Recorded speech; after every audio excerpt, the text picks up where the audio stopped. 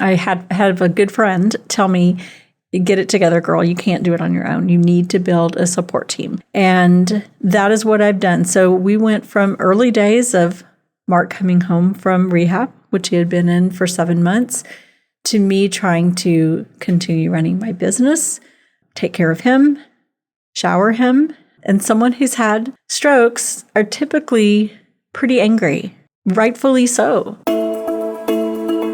Welcome to Aging in Style with Lori Williams, the podcast all about finding the silver lining no matter what life throws your way. I'm Lori Williams, an award-winning senior living expert, author, educator, and caregiver to my husband, Mark. Join me as I share insights, tips, and personal stories to help you navigate the world of senior housing, discover ways to pay for care, advocate for your loved ones, and most importantly, learn how to thrive, not just survive, as you age. Hi, welcome to Aging in Style. I am so glad you've tuned in today because today is going to be sort of a podcast about reflection. And the month of May is Stroke Awareness Month, and I take it very seriously. This month means a lot to me because of what my family has overcome in the past 2.5 years on our stroke journey, a journey, of course, we certainly never expected or wanted to be on. But I want to sort of honor that and talk about it and share what I've learned.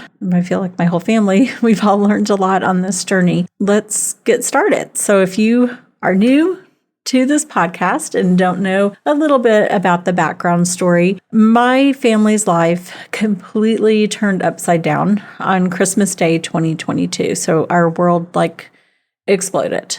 Everything was completely normal. We were sitting down to have dinner, and my husband was to say the blessing, and he couldn't speak. And that was our first sign that he had had a stroke.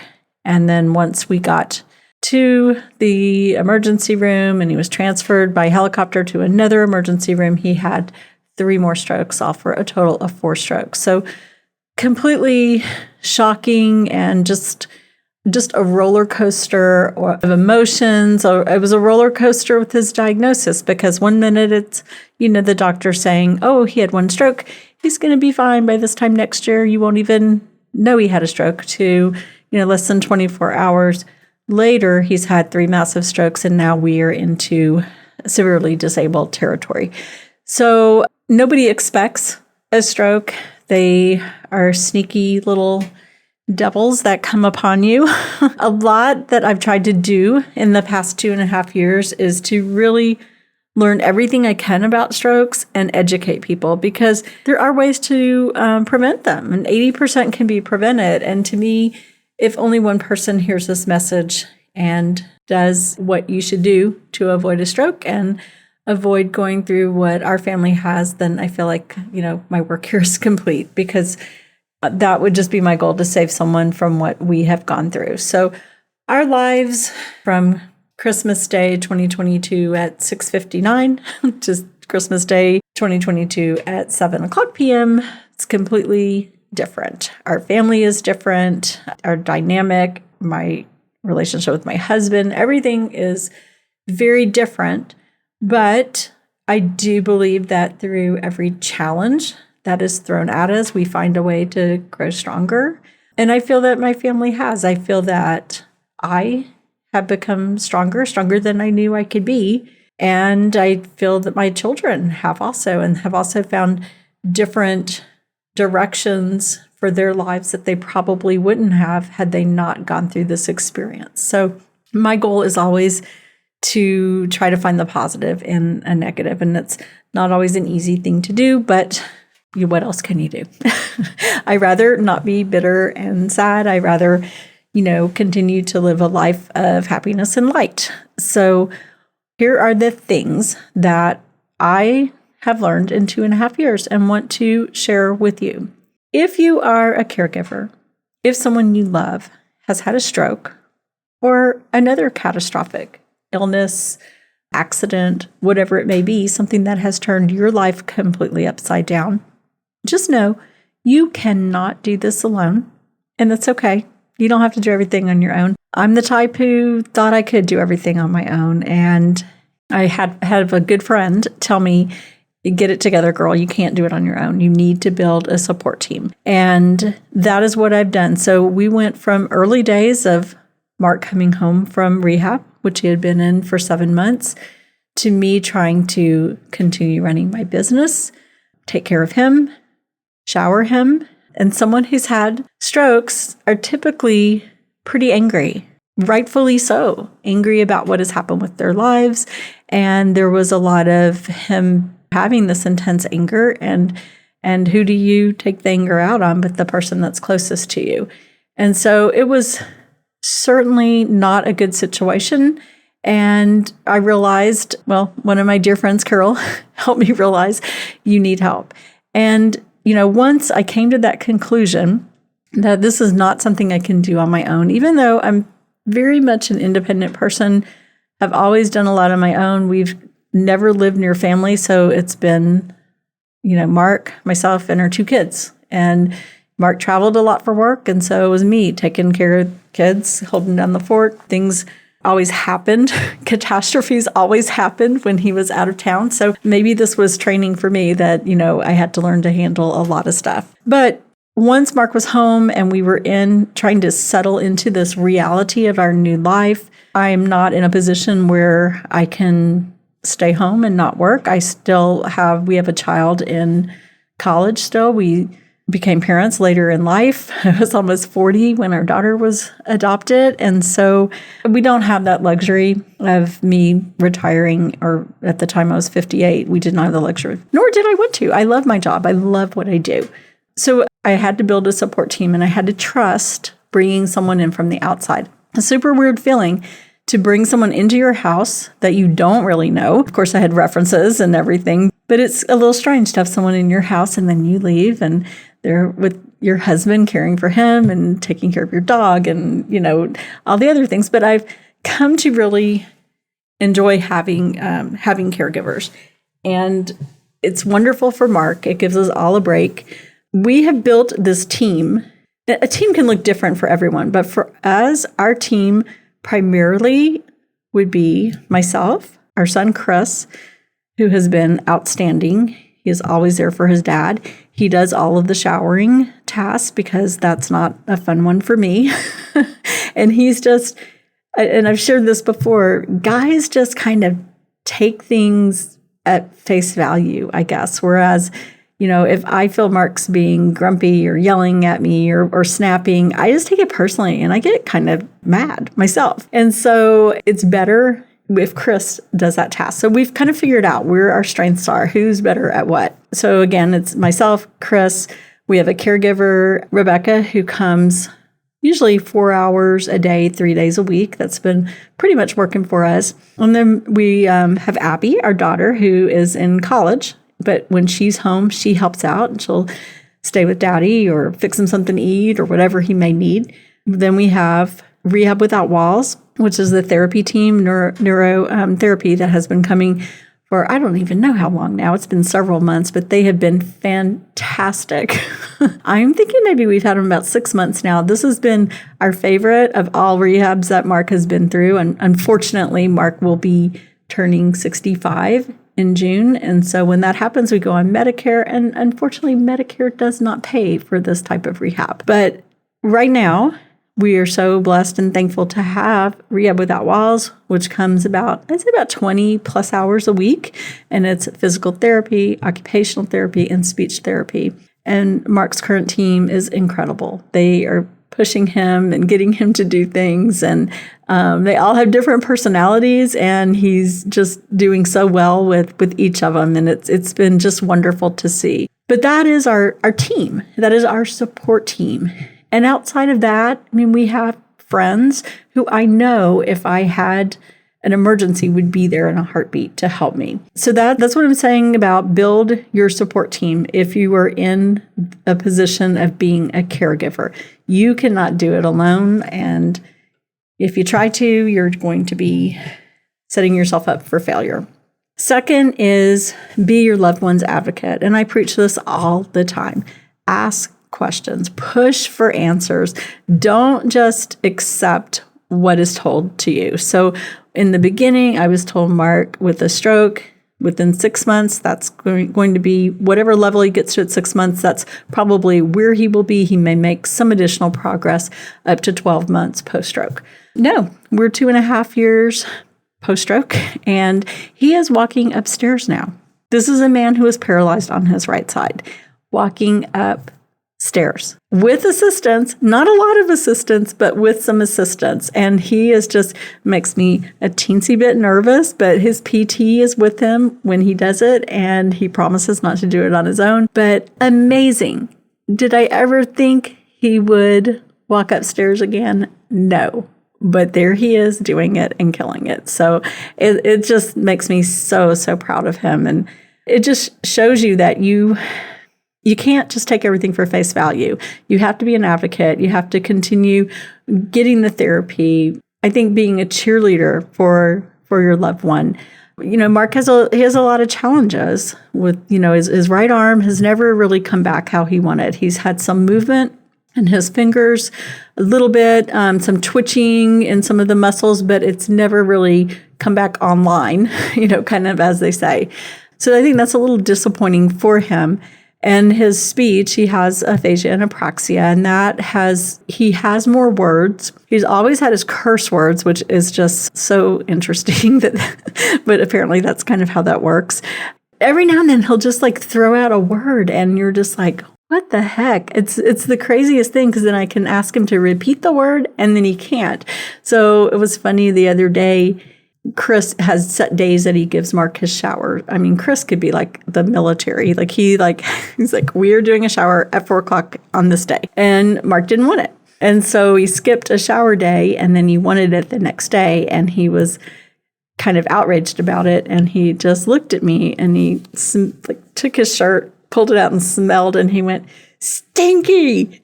He just yelled at me, and I could not stop laughing because, one, it was so funny the way he said it and so unexpected, because that's not a word in his, repertoire of words that he can say. And I'm like, wait, say that again? And then it came out different, which is, aphasia, apraxia, this is what happens. But I have gotten him to repeat the word a couple of times for the kids, but never in the way he yelled it out to me. And it was funny. Which brings me to always find the humor. And it doesn't sound like that's so funny if, you're thinking, oh my gosh, I'm excited because my husband said the word stinky, but it's funny. It was exciting. And you just have to find the humor, and we do. Mark he's very funny. He likes to play practical jokes on everyone. So he'll do things like he'll pretend like he's been hurt. And if the therapists who don't know him, they look a little appalled at first, but now his therapists just sort of roll their eyes at him because he'll be like, ow, ow, or he'll just do something silly like that. But he likes to make them laugh, and tricking them is something that he finds very amusing. Also, I wrote a book, which I've talked about before, and I feel like that was really therapeutic for me. It's called Surrounded by Loved One Families: Journey Through Stroke Recovery. And I felt it was, like I said, therapeutic, but it also, when we were going through, the nitty gritty of it all, when I was in the ICU sitting there with Mark, and from the very beginning, just sitting there scared out of my mind, not knowing what was going to happen, traumatized to say the least, I was taking notes on my iPhone. And I just kept thinking, and I'll never forget this. I wrote this down, that I kept thinking, I'm 58. I'm in here with my husband. I am completely overwhelmed. Didn't sleep for 3 days. What if I'd been 85 and had no one, and I'm trying to take care of my husband? And it just made me realize I need to put this down. What happens? What it's like in a hospital, in an ICU situation, who you need to talk to, what the terminology is, what next steps are going to look like. All of this, because even though I was sitting there by myself, I had a connection to the outside world. I had my sister-in-law, Diane, who is a nurse anesthetist. So I could say, what does this mean? I literally was taking pictures of all the machines and sending it to her. What do you think this is? Then my dear friend from college, Kathy Messenger, she's a neurologist, and I'm sending her messages. And thank God everyone was answering me. And my brother, Craig, I'm texting them all at midnight because I didn't know what to do. And I was so scared for Mark. And quite honestly, there was a point I thought he was very close to death. And I was by myself, and it was terrifying. But a lot of people wouldn't have that. And it was helpful to have people who spoke the medical, lingo basically, and they could sort of decipher, okay, what the heck does this mean? This is makes no sense to me. I'm trying to Google and look this up, and they were explaining to me. So it helped me. And it also, I think, kind of helped me stay a little bit calmer, but also helped me start putting a plan together in my mind and kind of having an idea what this was going to look like, each next step of it. So that's what I put in the book. I wrote the things that I learned, the things that I think people should learn or should know if they unfortunately end up in the same sort of situation and taking care of a loved one. So if you're interested in the book, it's on Amazon. I'm really proud of it and excited, thankful that it came to me. I wrote it really fast and didn't know if it would sell or not. And I actually won an award, which is crazy, but amazing. But it is just really a passion of mine to share with other people to help them on a similar journey. And there's also tips in there to how to prevent strokes, because please, if you take anything away, it's that strokes can be prevented. Other things that I have learned along the way, I've got good kids. My husband and I have fantastic kids. They have been incredible. And as I said, just being on this journey has really shaped them both. They're both very compassionate, strong, resilient humans. And I'm proud of them because it could have very easily gone the other way, that they didn't want any part of this new life that we were living now. I mean, we find fun and humor and stuff in it, but the bottom line is it's hard. It's very hard. It's difficult, I'm sure, for them to see their dad, remember how he was, and see him how he is now. It's hard for me as a wife. I miss who he was. I mean, he's still him, but there's so much that's different now. And there's a lot of things that I miss about him. But I do feel that my kids have learned a great deal from this. My son, I think, has found that he is a natural caregiver. I have told him, Chris, go live your life. You don't have to take care of your dad. And he says to me, Mom, I want to be here. I want to take care of my dad. And Chris is also coming to my business to help me with we have some great projects in the works that I'm excited about, that he will be helping me with those things and probably ending up being more point person on some of the things that we're working on. And then Abby, my sweet daughter, she's in her senior year of college now. She was only 19 when Mark had his strokes, and she has felt that she grew up overnight when he had his strokes, which I'm sad for that. I'm glad she was 19 and not 9. There are things I'm thankful for, that both the kids were young adults when this happened. Abby's been on her own journey through this too, and she switched her major briefly, thinking she wanted to be an occupational therapist, and it was really just such a way, I think, her way of just trying to honor her dad. And she saw what the therapist had done for him, and she just felt like maybe this is my way that I can give back. But she realized after the first semester, and I could tell she wasn't happy. And I said, Abby, if you want to go back to art, which is her passion, I'm like, do it. Do what makes you happy. And she was, oh my gosh, so relieved. And she's like, Mom, I didn't want to say it, but I don't like this. This is like black and white for me, things that I'm studying. And she did well. I mean, she had all A's, but she was like, it's not me. And she's like, I need color, because she's an artist, So I'm like, just go do what makes you happy. And so she has returned to that, and she is a senior now, and will be graduating next spring. It'd be kind of nice financially to have her out of college, and then I'm done. Yay. And then, of course, I must speak of my kids say she's our favorite child, but they're not wrong. No, I'm kidding, sort of. But Sadie, our golden retriever, I talk about her all the time.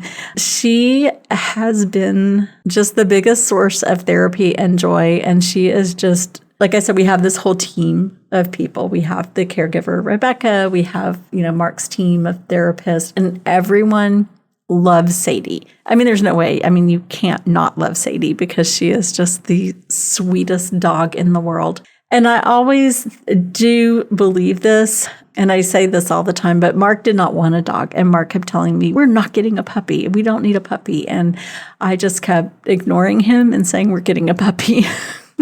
And the man was saying, we're not getting a puppy, as we drove to Wichita Falls to pick up the puppy. And she has been like this little light, this little angel that we all needed. She has been our support animal, I guess we could say. She does not leave Mark's side. She stays like in front of him if he's in his recliner. That's typically if he's not in his wheelchair, he's in his recliner. And if someone new comes over, she is friendly, like she wants to meet them and everything, but she's going to have to be sure about them before she allows them near Mark. So she stands right between Mark and whoever the person is, smiling, because she actually does smile and wags her tail, and then she'll finally decide if they can come forward and be a friend of Mark's. Once she approves you, then you can have access to Mark, but you have to go through Sadie first, which is just amazing. She actually was pushing his chair down the hallway with him in it the other day, which was hilarious. We got it on video. He gets up, he goes to the bathroom, she follows him, she lays outside the door. When he goes to bed, she goes to bed. She lays cuddled next to him with her face on top of his half. She brings him so much joy, and it's just so evident in his face how much joy this dog brings him. And I mean, everything, kind of our whole world, all of us are about Sadie. And when Mark, just this past March, he got sick, had a fall, actually had 2 falls. The second fall, Chris and I could not get him up. And so we had to call the fire department, and then they insisted, which was fine with me, that we take him to the emergency room. And so he ended up the hospital for about 4 days and then into rehab. And he was so devastated, missing Sadie, and she was missing him. But the rehab, they were so kind. It's Encompass Rehab, Mid-Cities, and they allowed us to bring Sadie up there to see him. And so she got to go into his room and everything. So that was pretty awesome and just brought a lot of joy to him. Animals are incredible. They can make a huge difference. And for us, I'm going to say Sadie she's a huge part of our support team. How could I forget adding Sadie to our support team? She's probably one of the most important members of our support team. So on this journey, I think when you are a caregiver and an advocate, you're always meeting other people who are in the same, or maybe you're just drawn to them, or you just pay attention more or whatever. But it seems like I'm always talking to people who are caregivers or who are advocates. And I appreciate so much that I have put myself out there that I do want to be someone to answer questions, especially if someone is dealing with a stroke and what's coming after that. And just to give them some words of advice, some words of hope, just let them know they're not alone. I spoke with a lady a couple of weeks ago for over an hour, and I hope it helped her. I just share my story. I share my resources that people have helped me with along the way, and it's just all about paying it forward. And, there's countless caregivers out there, so many people. And I think so many suffer in silence and don't really say much about their journey and just kind of keep it to themselves. And it may be because they don't have anyone to turn to, or they don't feel that they have anyone. And it's so important that we support people who are caregivers and make sure that they feel seen and that they are cared for, because it's a tough road. It's not easy being a caregiver, and it's not like I have all the answers myself. I have a wonderful group around me and wonderful, like I said, wonderful kids that, I've been able to continue building my business. I've been able to do some self-care, to get some time to go out to dinner with friends, go do my Pilates class, and I realize that I would not be able to do those things without my support team. And I'm so beyond thankful for them. So that's kind of where we are 2.5 years later. The only other thing I can say and how I feel maybe a little more relaxed, not as anxious as I was. I remember, incredible anxiety in the first year, and I began a grinding my teeth habit, which is not good, and clenching my jaw, and had a lot of jaw issues. I feel like I found some ways to, through meditation to kind of relax, and that's gotten better. And in the first year, Mark had seizures, so we dealt with that, which was terrifying. And as crazy as this sounds, I think I kept sort of holding my breath and waiting for that moment that I knew would happen. I knew you'd have a fall at some point. And so I always had that anxiety about what's going to happen when he falls. Oh my gosh. And then he fell. And that was just this past March. And it was kind of awful because he was yelling, didn't want me to call 911. But I just watched, myself and my 2 kids, we all just sprung into action, and we were so calm. And it wasn't like a fake calm. It's like, I hate to say it's just because we've had so much practice now. I can call 911 without having that stutter. Like the first time I called 911, I remember I could hardly even talk. It was like I could hardly get out. And it was crazy because I'm like, brain, mouth, work, say something. And now I'm just like, hi, it's, there's my address, and my husband's fallen. He's not bleeding. He didn't hit his head, blah, blah, just totally calm. And, my kids are calm. Chris is like, okay, I'm going to put Sadie in her kennel because I don't want her to freak out when the paramedics come in. Abby's, Mom, I'm going to go get the list of Dad's medications, and I will give them, share them with the paramedics. And so it's like we all kind of settled into this calmness, I guess, because I hate to say we're used to it, but we are. This is our life now. And so kind of like him falling and realizing, not ideal. Of course, we didn't want him to fall, but we dealt with it. We did what we knew we had to do. He ended up back in the hospital. We did the rehab. We did the whole thing. But it's okay. And I felt almost like kind of took a deep breath, kind of let a breath out that I had been holding, thinking, oh my God, when he falls, oh my God, what's going to happen? And it's just that anxiety and that not knowing what is coming next. And I think most people who have been through traumatic illness or accident or anything with a loved one, I would bet they feel the same way, that you just you're fully like a body tense, like your entire body is tense, and you wait for the next shoe to fall. And I feel now 2.5 years later, I feel a lot of that has lifted. And I feel like, we can handle most things that happen. And then there's things that only God knows what's going to happen in the end, right? We're doing the best that we can. We're taking care of Mark the best we can and taking care of ourselves.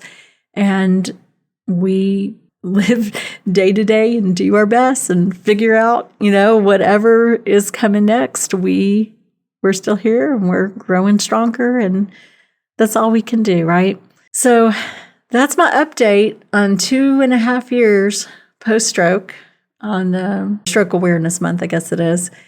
If you need resources for caregiving or any kind of senior life guidance or stroke awareness, have questions about strokes, or know someone who's had a stroke or their family member, needs some guidance, please feel free to share my information and share this podcast with your friends and family. And of course, you can always go to Amazon to find the book. It's in many different formats, and affordable as well. So there's Kindle, Audible, paperback, and hardback. So please check it out. It's surrounded by love, and I hope that it will help at least one person, as I said. So thank you for listening, and I will talk to you next week. Oh, and be sure to go to find all the podcasts, listen to them all. Go to my website, which is loriwilliams-seniorservices.com. And you can find a link to the book there as well.